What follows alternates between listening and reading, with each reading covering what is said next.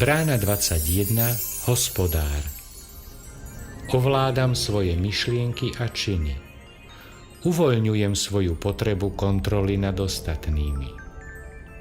Využívam svoju energiu na riadenie seba samého a verím, že vesmír mi poskytne všetky šťastné stretnutia a kúzla potrebné na to, aby sa prejavili moje túžby.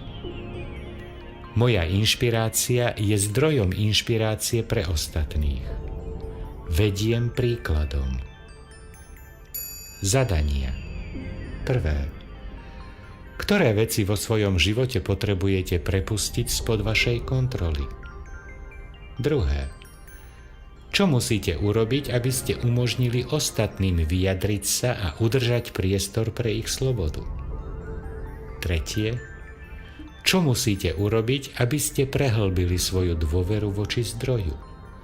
Aké staré presvedčenia a obavy musíte uvoľniť, aby ste mohli hlbšie vstúpiť do dôvery?